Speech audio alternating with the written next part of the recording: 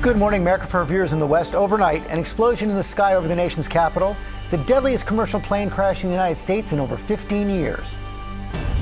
Breaking news overnight, deadly mid-air collision. Crash, crash, crash. This is Alert 3. Crash, crash, crash. An American Airlines flight was approaching a runway in Washington, D.C. EarthCam live stream captured the moment it collided with an Army Black Hawk helicopter, then fell into the Potomac River. The water temperature barely above freezing. Fireboat 201, go ahead and get underway. We're looking for a aircraft versus a helicopter into the Potomac in the area of Reagan National. I have no viable survivors at this point. Hundreds of first responders racing to the crash site. The FAA and an NTSB GO team launched, with investigators on scene overnight. Newly appointed Transportation Secretary Sean Duffy promising a thorough inquiry. At this hour, what we are learning from the video and air traffic control audio, and how this could happen at an American airport. With 64 souls on board the passenger plane, including members of U.S. figure skating, 3 soldiers on board the military helicopter on a training mission. We have full team coverage on the scene. Live in Times Square, this is Good Morning America. We do say Good Morning America. We want to get right to the breaking news overnight. The deadly mid-air collision, a military Black Hawk helicopter and an American Airlines flight from Wichita, Kansas, colliding as the passenger plane was approaching the runway at Reagan National Airport. Let's take a live look over the scene from our station WJLA's chopper. Hundreds of first responders raced to the scene, and they've been working through the night searching the Frederick Potomac River. Take a look at these new images coming in overnight. And that water is only just starting to thaw after being frozen over for weeks. Such a horrific scene right there. The American Airlines jet had 64 people on the flight, 60 passengers, 4 crew members, 3 soldiers on board the military Black Hawk helicopter. This morning, Miracle on the Hudson Captain Sully Sullenberg is going to join us live. First, we have team coverage. Whit Johnson starts us off. Good morning, Whit. Hey, George, good morning. This is still very much an active search underway on the frigid waters of the Potomac behind me. You can see those flashing lights there. Crews have been here for hours. It's a multi-agency effort, hundreds of personnel from across the region. They have helicopters in the sky, boats on the water, and divers underwater searching the wreckage of those 2 downed aircraft. They were on scene within 10 minutes of the collision, and it is painstaking and dangerous work that they're doing. We're told that they have recovered bodies, but so far, no survivors. Overnight, what's expected to be the deadliest commercial plane crash in the U.S. in at least 15 years happening over the nation's capital. Did you see that? Just after 8:45 Wednesday evening, an explosion lighting up the night sky in Washington as a passenger jet and military helicopter collided in midair. We are now at a point where we are switching from a rescue operation to a recovery operation. At this point, we don't believe there are any survivors from this accident. And we have recovered 27 people from the plane and 1 from the helicopter. The moment of the crash captured on an EarthCam live stream at the Kennedy Center. American Airlines Flight 5342 from Wichita, Kansas, with 60 passengers and 4 crew members on board, was preparing to land at Reagan National Airport. While approaching the runway, Metropolitan Police receiving multiple calls of the aircraft crashing into an Army Black Hawk helicopter. Officials say there were 3 Army soldiers on board, but no senior officials. The explosion sending what was left of both aircraft plunging into the Potomac River. I have no viable survivors at this point. About 300 first responders racing to the scene, divers desperately searching for any survivors. The water temperature barely above freezing, a life-threatening 36 degrees, with the river only just starting to thaw after being frozen over for weeks. The conditions out there are extremely rough for the responders. It's cold, wind is hard out on the river, so they're out there working. Air traffic control shutting down operations until at least Thursday morning. Delta 832, sorry. I don't know if you caught earlier what happened, but there was a collision on the approach in the 3-3. We're going to be shutting down operations for the indefinite future. Nearby residents witnessing the horror. When we went to the roof, it was insanity. Police trucks, ambulances, command vehicles. This was something like I've never seen. Family and friends gathering at the airport overnight, waiting for news. We're going to know people who are on this flight, know their family members, know somebody. So this is a very personal circumstance as well as an official response. Officials in Kansas say they believe family members of victims were also arriving at the airport in Wichita. We also encourage them to stay home and stay in contact with the airline, and they'll be getting an official word directly as well. And U.S. figure skating confirming several athletes, coaches, and family members were on the plane, returning home from the National Development Camp. And Russian media reporting that 2 Russian figure skaters were also on board that plane. American Airlines releasing a statement saying our concern is for the passengers and crew, and we are in contact with authorities and assisting in the emergency response efforts. But this collision is going to raise so many questions about what went wrong. U.S. aviation had been going through a relatively safe period in recent years. No doubt this will rock the industry. Robin? Really will, as you said, with so many questions. Thank you. Federal investigators arrived on the scene overnight, as did our transportation correspondent, Gio Benitez, who has the latest on the investigation. Good morning, Gio. Hey, Robin, good morning. We've actually just learned that this plane was originally scheduled to land on a bigger runway. That's runway 1. But at the last minute, that was switched to a smaller runway. That's runway 33. Now, that's actually business as usual. The biggest question right now is what was happening inside that helicopter?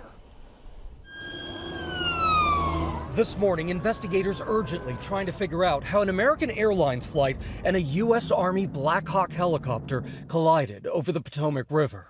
Crash. This is Alert 3. Crash. This is Alert 3. This EarthCam video showing the deadly midair crash is sure to be a key part of the FAA and NTSB investigation. An NTSB GO team launching with investigators to the scene overnight, newly appointed Transportation Secretary Sean Duffy promising a thorough inquiry. We are going to offer full support to those on the ground, to the mayor, but also to the NTSB, who is going to be conducting the investigation in this matter. The plane lined up to land on runway 33, rarely used because of its size and unique landing approach required. The other end of the runway is lined up with the Pentagon, so that side cannot be used. There'll be a review of what happened here tonight, and after the FAA studies what happened, we will take appropriate action if necessary to modify flight paths and permissions. The military pilot on that Black Hawk telling the DCA tower they could see the plane seconds before collision. X25, zero G in flight. X5 has an aircraft inside precision separation. Army officials confirming that helicopter was on a training flight out of Fort Belvoir, Virginia. Defense Secretary Pete Hegseth saying Army and DoD investigations are already underway. With so much still unknown, the CEO of American Airlines saying the airline is committed to finding answers. Our cooperation is without pause, and we want to learn everything we can about today's events. That work will take time, but anything we can do now, we're doing. And Reagan National Airport is extremely restricted. This is home to the busiest runway in the country. It is truly a nonstop operation. But guys, I got to tell you, not only did we hope to never cover something like this, but no expert expected to see something like this to happen over American skies, especially right here in our nation's capital, Michael. All right, Gio, thank you for that. And as we said, there were 64 people on the plane and 3 on the military helicopter. Elizabeth Schulze is in D.C., but what we know about the victims at this hour. Good morning, Elizabeth. Hey, Michael, good morning. We are inside Terminal 1 at Reagan National Airport. This airport is still closed as of now, but is expected to open within an hour. Officials just wrapped up a briefing here, and the headline there was that they do not expect any survivors. Now, they are not releasing the names of the victims. We do know that there were 60 passengers on board that American Airlines flight, 4 crew members, and then 3 service members on board the military helicopter. The Virginia Medical Examiner and the Army Medical Examiner are now involved in the operation to try to identify those bodies. In a statement to ABC News, the U.S. Figure Skating confirms that several members members of the skating community were on that American Airlines flight, which includes athletes, coaches, and family members who were returning from a training camp in Wichita. Russian media this morning also is reporting that 2 Russian figure skaters were on board the plane. Now, airport officials say that there were some family members waiting here to pick up their loved ones when this crash happened. They are now offering support centers, and they are urging those family members to call a hotline to get any more information, Michael. And definitely personal indeed there, Elizabeth. Thank you so much for that. And we're going to go to the White House and our chief White House correspondent, Mary Bruce, with the reaction from the president. Good morning, Mary. Good morning, Michael. Well, President Trump has been continually updated throughout the night and is monitoring this closely. In a late night statement, he called this a terrible accident, thanked the first responders, and of the lives lost, said, "May God bless their souls." Later on social media, though, he questioned why, on a clear night, the helicopter wasn't able or instructed to avoid the plane, saying this is a bad situation that looks like it should have been prevented. Not good. Of course, the new Transportation Secretary, Sean Duffy, was at FAA headquarters last night, closely monitoring this, his first full day on the job. He's ordered his department, of course, to provide full resources. It's also an early test for the new Defense Secretary, Pete Hegseth. He says his department is actively monitoring the situation, adding that the Pentagon and the Army, of course, have launched those immediate investigations, but still just so many questions about how this could have happened and what the federal government can do to prevent a horrific accident like this from happening again, especially in the busy airspace near the nation's capital. Robin. All right, Mayor, our thanks to you. The American Airlines plane took off from Dwight D. Eisenhower Airport in Wichita. So let's go to our station KMBC reporter, Morgan Mobley, who is there for us. And I don't know what to say. I know this is a very, very difficult for all there. Morgan, thank you for joining us this morning. Yeah, difficult indeed. Well, the first few flights of the day have started taking off here at the Dwight D. Eisenhower Airport in Wichita, Kansas, but it is not business as usual. This is a really tight-knit community, so you can feel this somber heaviness in the air. All you can really hear is just the rolling of suitcases. City leaders do plan on giving an update in a news briefing later this morning. They are also holding a prayer vigil at City Hall later this afternoon. Faith leaders here are encouraging the community to double down on caring for each other even more than they already do right here in the heart of Kansas. Robin. As you said, a tight-knit community, and I know that you all will come together, and thank you so much, and please know that we are thinking of you and sending you our prayers, Morgan. Thank you. Okay, Rob, we're going to bring in our Chief Global Affairs anchor, Martha Raddatz, our aviation contributor, Colonel Steve Ganyard. Martha, let me begin with you. It's so unclear how this could have happened, but we know this Black Hawk helicopter was on a training mission. It was on a training mission. The military quickly told us last night after the accident. It is called a priority air transport, the type of helicopter, a Black Hawk helicopter, and that will generally transport VIPs or senior Army leadership. The Pentagon very quickly knew that senior Army officials were not on board. It was the crew, 2 pilots, and a crew chief. As you know, George, we see helicopters go up and down the Potomac River frequently, but it is a very difficult area to fly in, especially at night. The waters were very dark last night going up the river like that. They likely had night vision goggles on so they could see better at night, but sometimes that will distort things in the evening like that. It does get congested there as well. And Martha, you spent a lot of time in those Black Hawks. You also spoke to a former pilot. I did, and an Army Black Hawk pilot I spoke to last night who spent his entire career in helicopters and has flown these routes frequently on training missions and not training missions. He said it is difficult at night when you are there in the darkness that you look and you see the city, and I was there last night. The city was lit up, the Washington Monument, the Capitol. As you come down the river, that's also likely what the pilot of that helicopter was seeing as well. Martha Raddatz, thanks, Robin. And George, we're going to bring in now our aviation contributor, Colonel Steve Ganyard. I know you've been on this from the very beginning, Steve. Any possible causes that you can pick up by the video that we've all been seeing, Steve?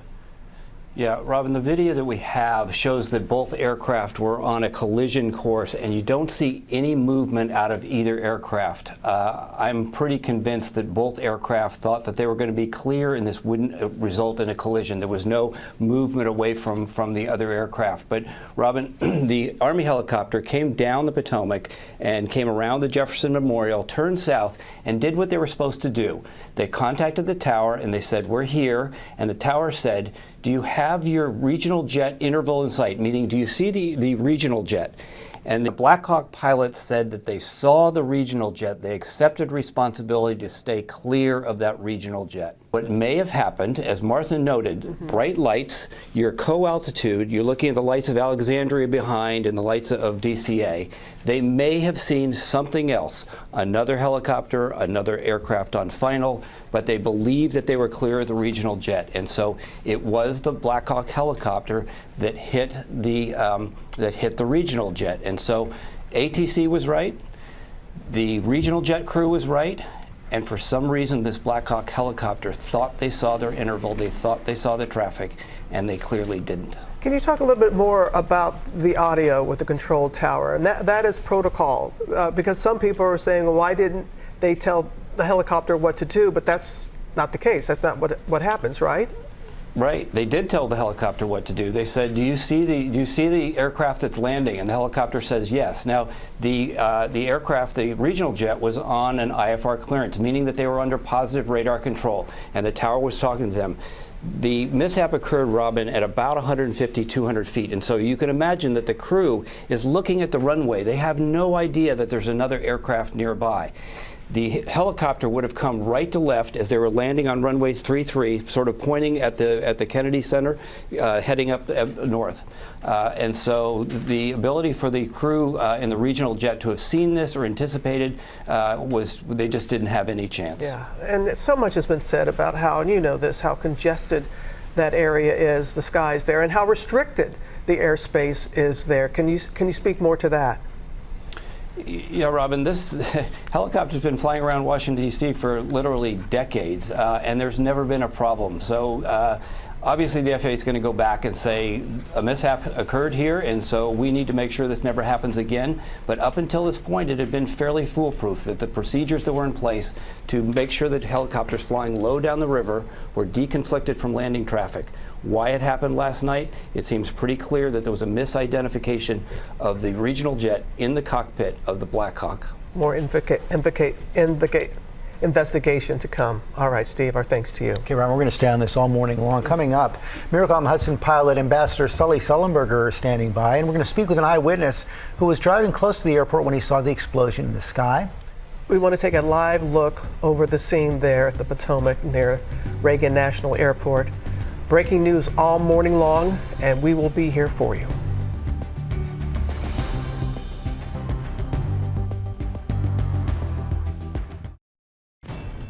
Welcome back to GMA. And we are tracking the very latest developments on that mid-air collision.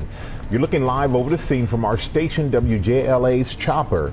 And the American Airlines jet had 64 people on board, 60 passengers and 4 crew members. There were 3 soldiers on board the military Black Hawk helicopter. Right now, we're going to talk to Ari Schulman, who is an eyewitness to this crash. Ari, you were driving there last night. Tell us exactly where you were and what you saw. So I was on the George Washington National Parkway, which is a highway that runs north-south. It runs from downtown DC to Alexandria, which is where I live. So I was just driving home for the evening. And the highway runs parallel to the flight path, the landing path for the planes. So you can see all of these planes lined up to land, and I always look at them when I'm driving home. It's a really interesting sight. You can see them very clearly and very far out into the distance. So I was looking at the planes. The airport was off to my left side. And based on the distance of the planes, I thought there might be one off to my left. So I looked, and there was. I saw what looked like a sort of a normal-sized passenger jet on the smaller end coming into land. It was pretty low above the water. It looked like it was going to be going onto the runway in maybe 5 or 10 seconds. And everything looked fine with it. It was level wings, level flight, and I didn't see anything else around it. It just looked like a normal plane. So I looked at it for just a moment, and I looked back at the roadway because I was driving, and then I looked back again to get another look. And it was completely different the second time, about 3 seconds later. The plane was banked all the way to its right side. I could see the belly, the underside of it. It was lit up a very bright yellow. And there was a stream of sparks underneath the plane. I didn't know what was going on. I could not see any sort of helicopter or anything it had collided with. My initial thought when I saw it was that it was banking sharply, that this was something the pilots had done to avoid, maybe avoid a collision or avoid something. And that was all I could see. I saw that sharp bank. It was clearly not supposed to be in that position. Excuse me, you didn't hear any kind of collision? Yeah. I didn't hear anything. I was in the car. I had the windows up. I think I may have had the radio on, but I never heard any noise. And before you saw this banking, it seemed like an absolutely normal flight? That's right. I'd say it was maybe 3 or 4 seconds between when I looked at it the first time and it was normal, and I looked back, and I think at that point the collision had already happened. So once this happened, what did you do next? Well, I was driving, so I had to keep driving. You know, I couldn't look away from the road for more than a couple of seconds. So I kept driving, and then I looked back a third time, again just a few seconds later, expecting to see it crash. From my perspective, it looked like the plane had just passed over the land. From seeing the reporting now and looking at the angle where I was, I think I had thought that it was going to land on the near runway, and it was right over land, but it was actually still out over water and going to a further runway. So I thought it was going to crash into land, and I thought I was going to be seeing flames or a fireball or something like that. But when I looked back, I couldn't see the plane anymore. I couldn't see sparks. I didn't see any fire or anything else. It had completely disappeared, and I didn't know what was going on. All right, Shulman, thanks very much for sharing all that. Robin? What a chilling account, George. Let's go back to Whit Johnson with the very latest on the search at the scene. Good morning again, Whit. Robin, good morning to you. As the sun comes up here in Washington, you can hear the helicopters overhead. We're seeing them fly low over the water, part of this massive search effort that's underway, and those flashing lights still behind me. That is the crash scene. Some of those crew, first responders, were there within 10 minutes of the collision. They've been there all through the night, hundreds of personnel from multiple agencies across the region. They have boats on the water and divers under the water, searching the wreckage of those 2 aircraft. All of this beginning just before 9 p.m. here in Washington, an American Airlines regional jet flying in from Wichita, Kansas, with 60 passengers on board and 4 crew members colliding with that Black Hawk helicopter that had 3 soldiers on board. Both aircraft going into the water, and that is where this search is right now. We're told from U.S. figure skating that there were some athletes and some personnel, some family members who were on that plane. Russian media also reporting that 2 Russian figure skaters were on board as well. American Airlines saying in a statement that their primary concerns are with the passengers and crew members, and they are working with authorities and assisting in this emergency response right now. But as the sun comes up here and the search continues, there will be major questions about what went wrong and questions for the industry and safety going forward. Michael? Yeah, a lot of questions need to be answered with. Thank you so much for that. And we're going to bring in our Chief Justice Correspondent, Pierre Thomas, with breaking detail that we've just learned about the collision and the tragic scene. Good morning, Pierre. Michael, good morning. I just spoke with a source who has been briefed on the situation, and he is describing a gruesome scene with a large number of bodies recovered so far. Sadly, the source said he did not have any information on any survivors. He emphasized there has been a desperate attempt to find victims alive.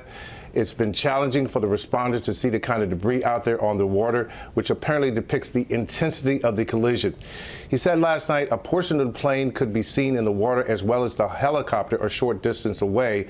The source said as of now, this is being looked at as a tragic accident, possibly involving some kind of pilot error. But it's early in the investigation, George. Okay, Pierre, thanks. Let's go back to our transportation correspondent, Gio Benitez. Gio, there's a press conference going on right now. The mayor of Washington, D.C., Muriel Bowser. What have you learned? Well, right now, the biggest questions, George, are what was happening with that helicopter, because we know that that plane was having a normal approach toward that runway 33 as it was landing. Everything appeared, at least, to be normal there. What seemed to be out of the norm was what was happening with that helicopter, because at one point, the air traffic control actually asked the helicopter pilot, do you have the plane in sight? And the helicopter pilot replied saying, yes, we do have the plane in sight. So what happened there? Was there some sort of loss in communication? Did they have their sights set on another plane and didn't see this plane? These are big, big questions. Certainly, we know that the skies appeared to be clear, but was there any disorientation happening inside that helicopter? So a lot of questions right now for what was happening with that training flight inside the Black Hawk helicopter, guys. Okay, Gio, thanks very much. Joining us now is the former airline pilot, well known for being at the controls for the miracle landing on the Hudson River, Sully Sullenberger, who is also the former ambassador of the U.S. to the International Civil Aviation Organization. Ambassador, thank you for joining us this morning. I always enjoy seeing you, but I wish this time it was under different circumstances. I know that you have been following, you've been hearing the reports. Can you just give us your perspective on what you believe happened? We don't know yet. The investigation may take a year, but the NTSB investigators will find the probable cause and the contributing factors. We will learn from it, and we will do what we always do after an accident, learn from it and improve our system, change for the better. What seems apparent from the air traffic control communications is that the airplanes were able to see each other, at least one was able to see the other, and the air traffic controller was able to relieve himself of the requirement to have him separate the airplanes, and the pilots would have to separate from each other visually by identifying the other aircraft and staying a safe distance away. And obviously at some point, separation was tragically lost. It was, and given your decades of flying experience, you know, folks are just scratching their head and they're saying, Sully, how could something like this happen? How could it happen? Well, we have to realize how many things have to go right every day for us to have this now ultra-safe transportation industry. You know, we have in this country, 10,000 flights a day, 10.2 million flights a year, and we operate them all safely. But it's hard. It's hard to have the diligence and the dedication to adhere to best practices on every minute of every hour of every day, every week, every month, every year for a decades-long aviation career. That's what's required. And any lapse could potentially be fatal, even though we have a lot of safety layers in there. If all the dominoes line up in the wrong way, we can have, on rare occasions, a catastrophic event. And it's important to know that given it enough time, given enough flights, given enough flight hours, eventually whatever can happen will happen unless we work very hard to prevent every incident from turning into an accident. And I know that is the goal. That is the goal. Can you talk a little bit more about Reagan National Airport? We've heard about the congested airspace, but also the runway and landing there at Reagan and on this particular runway. Can you give us some insight there? Yeah, it's a legacy airport built, a long time ago to different standards. Of course, it's been upgraded in certain ways, but it's landlocked, with the river on one side and civilization on the other. There's not much room for expansion to make the runways longer or to have larger safety areas. And it's kind of a special airport that pilots need to have unique training on to fly in and out of if you're an airline pilot. It's considered a special airport that requires a bit more study to operate there safely because of the short runways, because of the proximity of other airports, and because of the traffic level. It's a high traffic, high density area, and lots of different kinds of traffic that's mixed together. In this case, helicopters, fixed wing aircraft. And anytime you have a mix, it makes things more complex. We only have a few seconds left. Airline safety. I know that is paramount on your mind and the minds of many, and you can understand with all the near misses that we've been having, the apprehension of the public. How can you make them be rest assured about airline safety? That the chances of any one of us being in an airline crash is infinitesimal. And that we have a lot of people who work very hard every day and are very dedicated to keep us safe. And we have thousands of people doing that every day. We just don't know who they all are. And we appreciate what you have done. Ambassador Sullenberger, thank you so very much. Always appreciate your insight and perspective. It's very reassuring. You take care, sir. Thank you. Thank you. Bye. We've learned just moments ago that there are no survivors. This is now a recovery mission. Newly appointed Transportation Secretary Sean Duffy spoke moments ago about the flight patterns. The helicopter was in a standard pattern. If you live in the D.C. area, you'll see helicopters up and down the river. This flight pattern is seen oftentimes when you live in D.C. This was a standard flight pattern last night as well. The American Airlines flight coming into land was in a standard flight pattern as it was coming into DCA. So this was not unusual with a military aircraft flying the river and aircraft landing at DCA. Let's bring back Gio Benitez. And Gio, that's why there's so many questions here. Everything seemed to be normal. And that's what's so shocking about this, George. He said there that everything appeared to be normal. He also said, remember I said earlier that it appeared to be a clear night? Well, he says it was, in fact, a clear night. So what happened here? Now, we do have a grim update. Of course, we told you that there are no survivors at this point that we know of, but they have recovered at least 27 bodies from the plane's wreckage, at least one body from the helicopter's wreckage. Now, to just describe how tragic and awful this crash was, the American aircraft's fuselage was actually found inverted, and it was in 3 different sections underwater. And so no doubt about it, they are looking at this and trying to figure out what happened. The American Airlines CEO said they don't know why the military aircraft actually came into the path of the plane, guys. Gio Benitez, thanks. Of course, our coverage is going to continue all morning long, and we'll be right back. Good morning, America. It's 8 a.m. Breaking news overnight. Deadly mid-air collision. Crash, crash, crash. This is alert 3. Crash, crash, crash. An American Airlines flight was approaching the runway in Washington, D.C. EarthCam livestream captured the moment it collided with an Army Black Hawk helicopter, then fell into the Potomac River. The water temperature barely above freezing, with 64 souls on board the passenger plane, including members of U.S. figure skating. 3 soldiers on board the military helicopter on a training mission. Hundreds of first responders raced to the crash site. At this hour, the latest on the investigation, what we're learning from the video and air traffic control sound, and how this could happen at an American airport. Live in Times Square, this is Good Morning America. And Good Morning America, we want to get right to the latest on that deadly mid-air collision. Military Black Hawk helicopter and an American Airlines flight from Wichita, Kansas collided as the passenger plane approached the runway at Reagan National Airport just a little before 9 p.m. last night. The American Airlines jet had 64 people on board, 60 passengers and 4 crew members. 3 soldiers were on board the military Black Hawk helicopter. Crews, as we know, have been working through the night. That is a live scene, and as we just learned moments ago, there are no survivors, and this is now a recovery mission. We're going to go back to Gio Benitez with what more that he knows right now. Gio?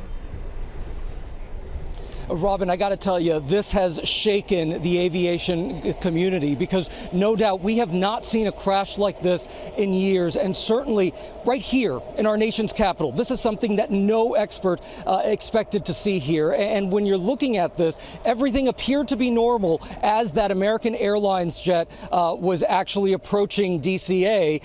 The question is, what was happening with the helicopter? Because it was in a normal flight pattern, we're told by the Secretary of Transportation. But at one point, the air traffic controller actually said, hey, do you see the plane in your sight? And they said, yes, we see the plane. The plane is in sight. So at that point, we don't know what happened after that. Were they looking at the right plane? Were they disoriented because of the lights and the night sky? We also learned that everything was clear in terms of the weather. So that's a big mystery right now. And everyone is going to be looking at that piece of video that shows that collision in midair. We know that the plane was discovered in 3 different pieces there underwater in waist-deep water. And we've also learned that they've recovered at least 28 bodies. And as you said, Robin, very sadly, no survivors at this point. It is a tragic, tragic accident that, of course, as I said before, this has truly shaken the aviation community in this country. It really has, Gio. Okay, let's go back to Whit Johnson, who's also on the scene. Whit.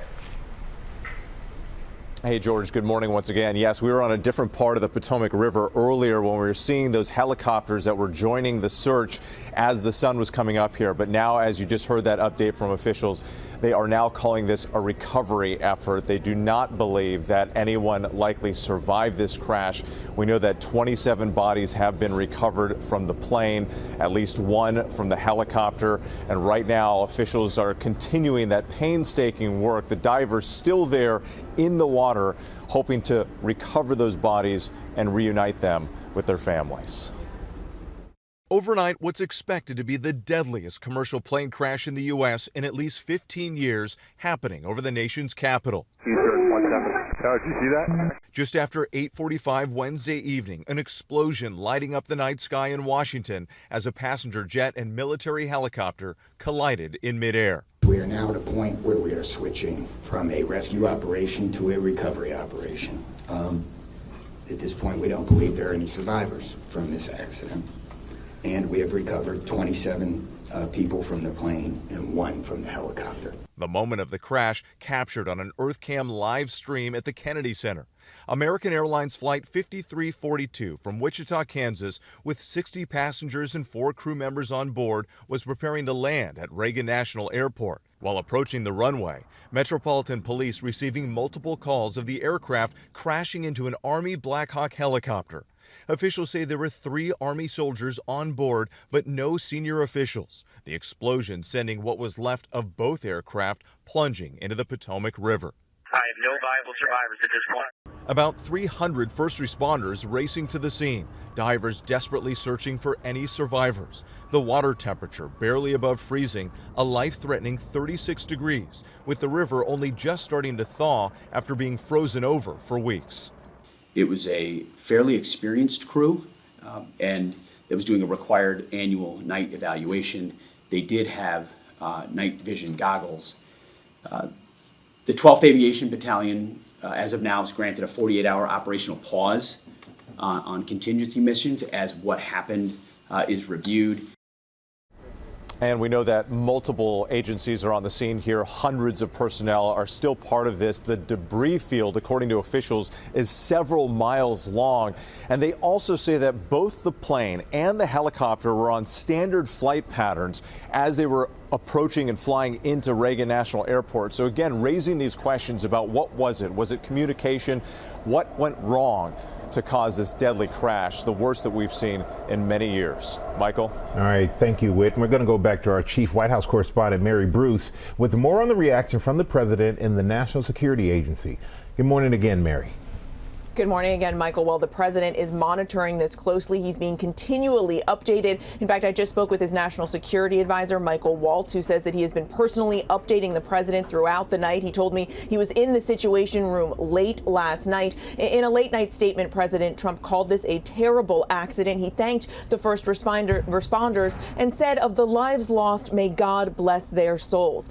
Later on social media, President Trump, though, did question why on a clear night the helicopter wasn't able or instructed to avoid the plane. Trump saying, quote, this is a bad situation that looks like it should have been prevented, saying not good in all caps. Of course, the new Transportation Secretary, Sean Duffy, who just spoke a short while ago, was at FAA headquarters all evening long, closely monitoring this. This was his first full day on the job. And as Duffy just said, he will not rest until we have answers, he says, for the families and for the flying public. This also is, of course, an early test for the new Defense Secretary, Pete Hegseth, given that this was an Army helicopter on a training mission. He says his department is actively monitoring this situation and has added, of course, that the Pentagon and the Army launched that immediate investigation. But there are simply just so many questions still about how this could have happened and what the federal government can now do going forward to make sure that we never see a horrific accident like this again, especially given the busy airspace over the nation's capital. Michael. Yeah, a lot of questions being answered, as you said, Mary. And I want to bring back in Elizabeth Schulze, who's at Reagan National Airport for us this morning. Elizabeth, what are you learning at this moment? Yeah, hey, Michael, we are inside Terminal 1 here at Reagan Airport. The airport's been closed all morning, but is just now reopening for flights. In fact, there are some flights just about to take off from here. Officials were here briefing the media this morning.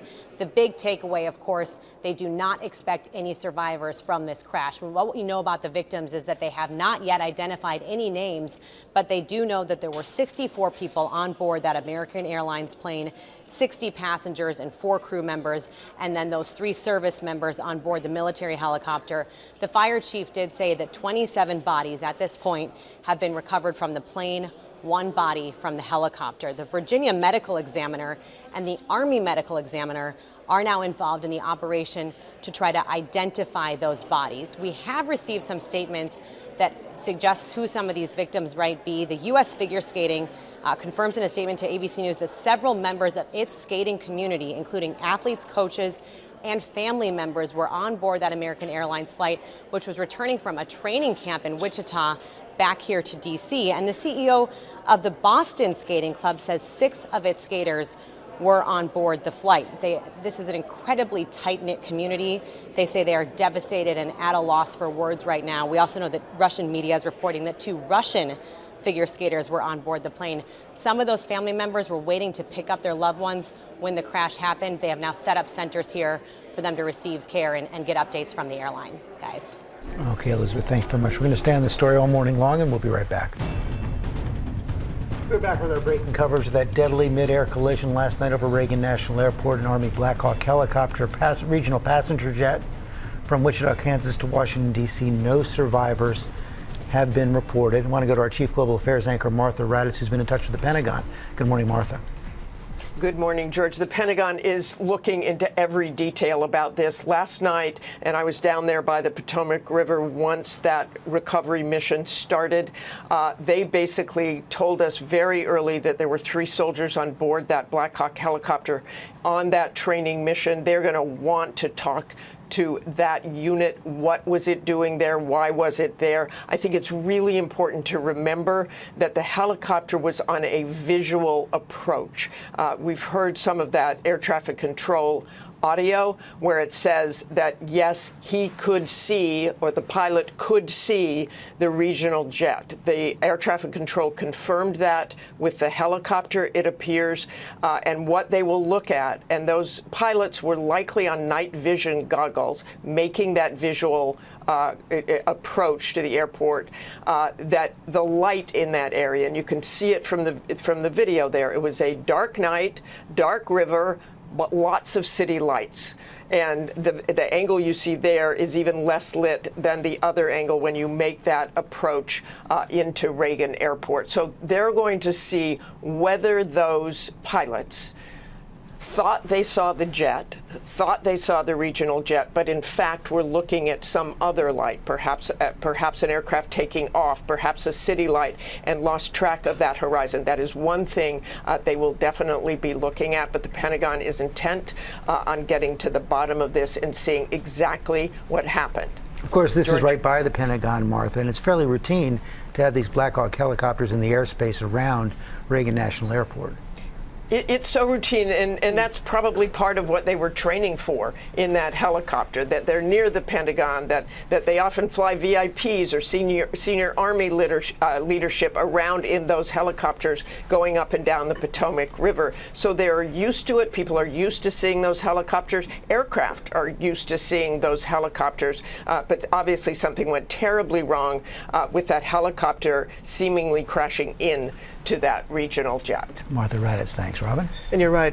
Many of us have traveled in the D.C. area, and it was very familiar to always see those helicopters flying so low like that. So that was pretty much standard. Going to go back to our ABC News aviation contributor, Colonel Steve Ganyard. I'm going to join us by phone. And Steve, I know that you were listening to the press conference that was recently held, and there's something that the Secretary of Transportation, Sean Duffy, said. It was clear that the helicopter was in a standard flight pattern, as was the passenger plane. What do you make of that?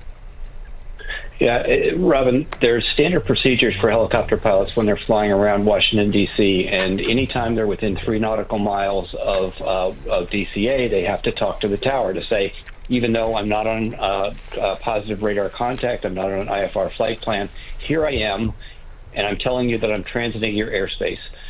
the Army Black Hawk helicopter pilot did that last night.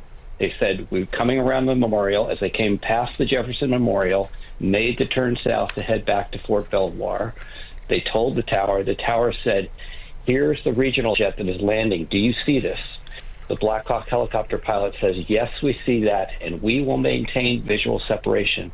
Now, in pilot lingo, that means I see it. He's landing. I will stay away from him and not get near him. So, as Martha said, low altitude at night. Remember, both these airplanes were about 200 feet when the collision occurred.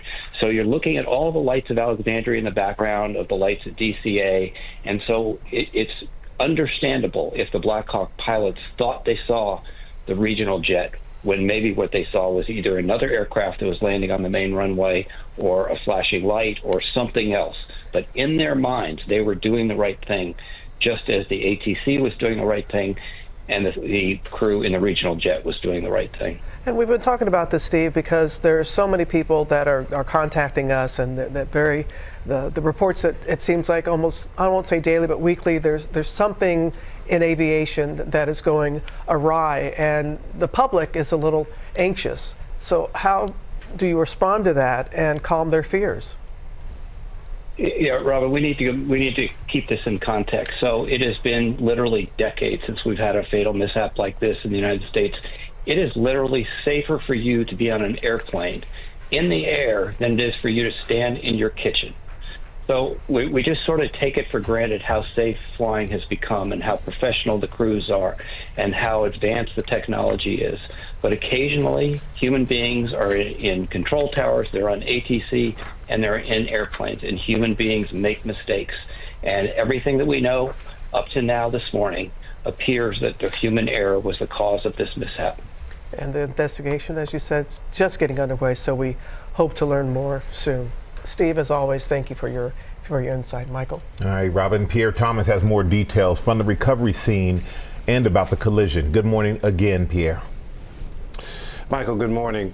Well, the source reached out this morning to basically warn that there would be no survivors. I was struck by the pain in his voice. That was confirmed at the press conference a few moments ago. He was describing a gruesome scene in which multiple bodies were being recovered. We now know that number is roughly 27 or so at this point. But again, no survivors. And what is being described to me is gruesome, that they've been finding the bodies, that the collision broke the plane into at least a couple of parts. The helicopter can be seen a short distance away. This source described that the helicopter may have been upside down at one point. Just devastating details. Also, the source is describing a situation where, because of the state of the bodies, there will be some complicating factors in terms of the body count. I don't want to go into more detail than that, but this is a very complicated situation. The river is frozen in parts, so this will be unfolding over the course of the day, and law enforcement and rescue officials are bracing for the situation that they are dealing with. Robin? Yes, they are, Pierre. Thank you. And as we said, the American Airlines plane took off from the Dwight D. Eisenhower Airport in Wichita. So let's go back to our station, KMBC reporter Morgan Mobley, who is there for us, and can only imagine the reaction when hearing the latest news that there are no survivors. So what is the latest that you can share with us from where you are right now, Morgan? Well, Robin, Wichita is not a small town. In fact, the population is about 400,000, but I'll tell you what, it really feels like one. Everybody is so tight-knit and connected here. So as you can imagine, this is hitting really hard. Flights have resumed here at the Dwight D. Eisenhower Airport here in Wichita, Kansas, but it is not business as usual. You can feel the somber heaviness here in the air. In fact, it's so quiet. All you can really hear is the rolling of suitcases. City leaders do plan to give an update here very soon. They also are planning on holding a prayer vigil at noon today. Spiritual leaders here are encouraging the community to double down on coming together and caring for one another even more than they already do right here in the heart of Kansas. Robin? Those are going to be some many emotional days ahead for you there in that area. Morgan, thank you again. And we are learning new details about the collision every minute. Whit Johnson has the very latest. Good morning again, Whit. Hey, Michael, good morning to you. Sadly, the latest update that we received from officials is that this is no longer a search and rescue operation. They're calling this a recovery effort. They do not believe that there will be any survivors at this point. Again, they say that they have located at least 27 bodies that they believe were associated with the airplane and at least one connected to the helicopter. There are so many questions this morning because they are also saying that both the plane and the helicopter were on a standard flight pattern before this collision happened, but now they say something went horribly wrong. Overnight, what's expected to be the deadliest commercial plane crash in the U.S. in at least 15 years happening over the nation's capital. Did you see that? Just after 8:45 Wednesday evening, an explosion lighting up the night sky in Washington as a passenger jet and military helicopter collided in midair. We are now at a point where we are switching from a rescue operation to a recovery operation. At this point, we don't believe there are any survivors from this accident. And we have recovered 27 people from the plane and 1 from the helicopter. The moment of the crash captured on an EarthCam live stream at the Kennedy Center. American Airlines Flight 5342 from Wichita, Kansas, with 60 passengers and 4 crew members on board, was preparing to land at Reagan National Airport. While approaching the runway, Metropolitan Police receiving multiple calls of the aircraft crashing into an Army Black Hawk helicopter. Officials say there were 3 Army soldiers on board, but no senior officials. We have located the 2 aircrafts. The fuselage of the American Airline plane was inverted. It's been located in 3 different sections. It's in about waist-deep water. The explosion sending what was left of both aircraft plunging into the Potomac River. I have no viable survivors at this point. About 300 first responders racing to the scene, divers desperately searching for any survivors. The water temperature barely above freezing, a life-threatening 36 degrees, with the river only just starting to thaw after being frozen over for weeks. Air traffic control shutting down operations until at least Thursday morning. And U.S. figure skating confirming several athletes, coaches, and family members were on the plane, returning home from the National Development Camp, saying in a statement, "We are devastated by this unspeakable tragedy and hold the victims' families closely in our hearts." And we're told that runway operations here at Reagan National Airport are going to resume later on this morning. In the meantime, if there is any encouraging news, it is with the rising of the sun here.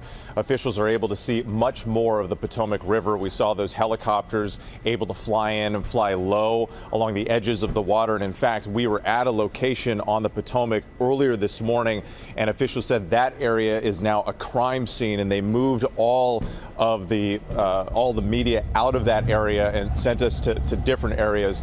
So once again, the fuselage, they say, is separated into multiple pieces. It's going to be a long process to go through the evidence and debris. Guys. Thank you for your reporting. We'll be right back. Live in Times Square, this is Good Morning America. And back now on Good Morning America with a first look at the new documentary about Michael's daughter Isabella and her valiant journey with cancer. Yeah, I mean, it's one of the worst things that any parent Sure.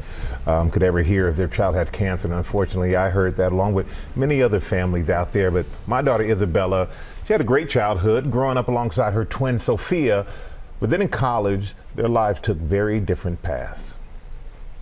So I am Isabella Strahan, and I wanted to introduce myself and kind of give a walkthrough of what has been going on with me and everything like that and who I am. It's been rough, it's been challenging, it's been very hard, but I know I'll get through it. It never occurred to us that it would be cancer. I'll be honest with you, just looking at the trajectory at that point of her life, and we have no history of anything bad in the family. Isabella and Sophia both grew up interesting in a way because I think that their childhood was very diverse. Spending time in North Dakota, where their mom is from, but also spending time in New York. spending time in LA, spending time in North Carolina. They kind of did everything together.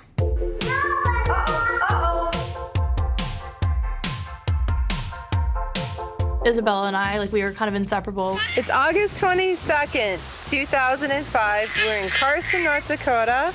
We went to school together. We played every sport together our whole lives. We did every activity side by side. Their personalities were quite different, but they were still really good at the same things. Cool. Taylor Swift. Cool. I remember when they were 3, and it was great because just watching them interact, and as a parent, you're like, okay, this is the great thing about having twins, is at a certain age, they take care of each other. But they both played basketball, they both played volleyball, which they really enjoyed. Same club volleyball team for 3-something years, same basketball team. So we really did everything, yeah. But then, once they got to high school, they went to separate high schools here in New York, separate sets of friends. Sophia wanted to run track, probably because her boyfriend ran track. Isabella wanted nothing to do with track. I was so proud of both of the girls getting into great schools. Sophia off to Duke to chase her dreams, and Isabella off to USC to chase her dreams. Basically, my symptoms from the start were, I honestly didn't even notice this as much as the people around me. I just kind of walking zigzaggy and just not in a straight line, which I was like, oh, it could be just vertigo. I was a little misbalanced. And then I feel like it progressed into, I think the nausea came next. I would wake up super nauseous, usually every morning, and I would throw up, which was I should have known something was a little more wrong. I thought, are you burning the candle on both ends out here at USC? What's going on? One doctor thought it was vertigo, and you're going, okay, all right, maybe it makes sense. She's been flying a lot. She had an ear infection or something like that. Take Afrin. She was doing that.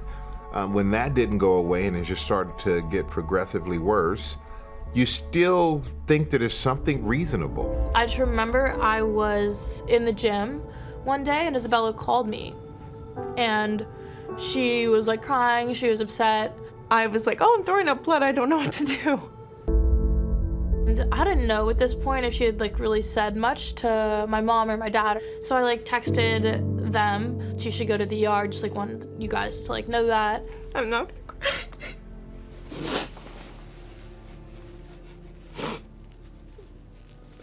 I don't know why I'm like, oh, I'm just so thankful. I don't know, because I definitely wouldn't have done anything.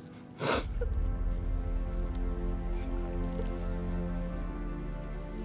mean, you hear that and you're throwing up blood. Something's got to be wrong. And she went to the emergency room, didn't get seen by anybody. Got a little frustrated and left. And we decided to send her to the doctor. I was really struck by the fact that she had neurological deficits. She was unsteady on her feet. She was unable to walk a straight line without wobbling. Alarm bells rang, and I knew at that point that she needed an MRI urgently. She was like, meet me at Cedars-Sinai. So I went back after my MRI and just waited for her. I stayed up all night waiting to get the first flight out to Los Angeles. It was every parent's worst nightmare, not knowing how bad the diagnosis really was. When I found out I had a brain tumor, I don't think I was scared. I think it was more relief to know what I was going through and why I didn't feel good, and I don't think I knew what I was getting myself into. Dr. Chu came out and talked to me with Dr. Israel. I was like, oh, so we're gonna do a brain surgery. He's like, you're gonna get admitted tonight. As a parent, you're scared. Oh my. You're just scared. She was actually in danger of having a seizure, having a stroke, and potentially dying. So we made a linear incision, then we make a craniotomy, where you make a window in the skull to do the work of surgery. The surgery to remove my brain tumor, it was pretty long, and I don't think I was awake relatively for a few days after. Isabella's surgery took approximately 5 hours. When we sent a piece of tumor to the pathologist in the middle of surgery, we did confirm that it was a malignancy, and they did say it was likely medulloblastoma, and that turned out to be the case.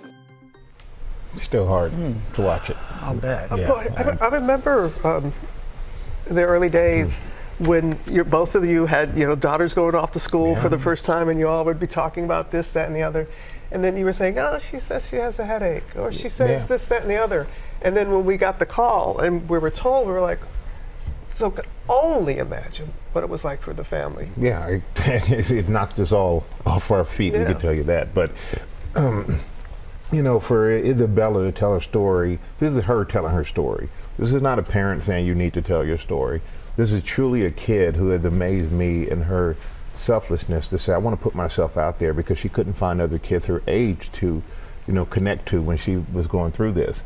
And I just hope that, and I know that she hopes that this only being the beginning of her story that you just saw there, it's on the beginning of her cancer journey, that there are kids out there and people out there. And those connections have already happened, right? Those connections have already happened, George. And she does Zooms, and these families get on who are going through it, some who've gone through it, just to share advice. And it's one of the most amazing things that you can, as a parent, you're so proud of seeing your child take something that's her mess, and she's making it a message that helps so many other people out there. Yeah, and so it's been really special, and still hard for me to watch it, but I hope you at home, you will. And you can see it all, from Isabella's diagnosis to ringing the bell to signify the end of her treatment and beyond. The primetime special is produced by ABC News Studios and my production company, Smack Entertainment. It's called Life Interrupted, Isabella Strahan's Fight to Beat Cancer.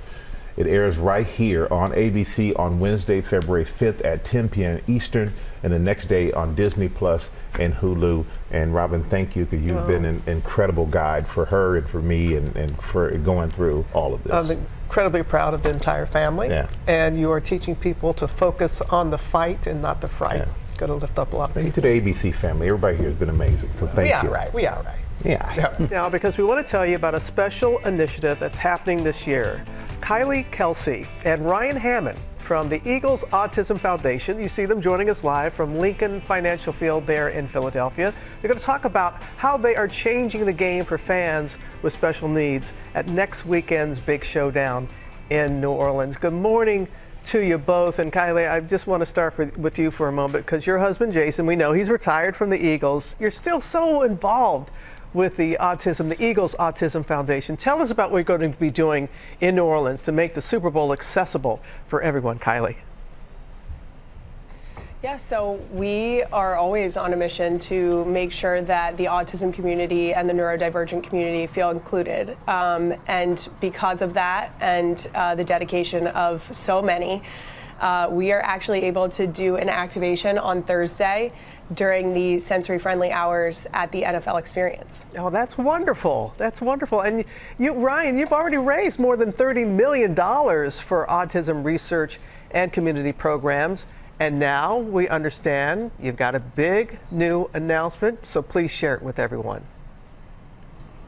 I do. So the Eagles Autism Foundation really was the vision of Jeffrey Lurie. His personal connection to autism inspired him to be a voice for the now 1 in 36. So every dollar that's donated to the foundation is invested in research and care. We've raised $30 million to date, and I'm so excited to share that we are announcing today that we're funding $8.1 million in new projects. This is 53 grants that we're providing globally, both in research and in community programs that are going to help impact people's lives today and tomorrow. That is a tremendous impact. That is wonderful, wonderful. Congratulations with all that. And Kylie, you've been working with the foundation for years. I mean, you know, Kylie, I know, Ryan, you said she started off and you couldn't get rid of her, and she didn't want to be getting rid of. So tell us, Kylie, why did you want to get involved with this organization, with this group? I, like many, have a personal connection to the autism community. My neighbor, we called him my brother growing up, Tim, is on the autism spectrum. And so I was introduced to the community early on in my life and quickly grew to understand how amazing individuals on the spectrum can be. So I am very, very grateful that Jeffrey Lurie took his personal connection and made it into what the Eagles Autism Foundation has grown into. And the work that is being done, the $8.1 million is the perfect example. Wow. It's just been absolutely incredible to witness and also to be a small part of. Oh, it really is something. It's so incredibly significant. And Ryan, we know that the CDC estimates that 1 in 36 children has autism. And as Kylie and you both said, I don't know of any family that isn't touched by this in some kind of way. The Eagles were the first team to open a sensory room in its stadium. And you've alluded to with Jeffrey why it's so important to the organization. How about with the players and everyone? How have they gotten involved? And how can other teams? Where do you want to see this go? Yeah, I think absolutely. When this becomes an owner-led initiative, Jeffrey Lurie had a vision, and people pay attention. So having our coaches, having our general manager Howie Roseman, and all of our players involved, I think I can provide a place for them. I always say it's no more than add water and stir. You can get really excited about giving back and understanding the difference that you're making is truly life-changing. So we're able to work with our team in every facet. This is an authentic mission that when you think about the Eagles, you think of autism. You see it in the end zone at our games. You see it when you enter the stadium, whether you're visiting the sensory room or we have 30 neurodiverse staff, our Popcorn for the People vendor. It's really about a community that's wrapping their arms around people that want to be accepted, want to be included, and want to be celebrated for their differences, but also their abilities. And that's really what, going to the Super Bowl is going to be about. It's going to be inclusive thanks to the NFL's commitment, thanks for our partners, Culture City, but to be able to offer all abilities clinics. We already know we're serving over 400 families during that sensory-friendly hour on Thursday from 1 p.m. to 3 p.m.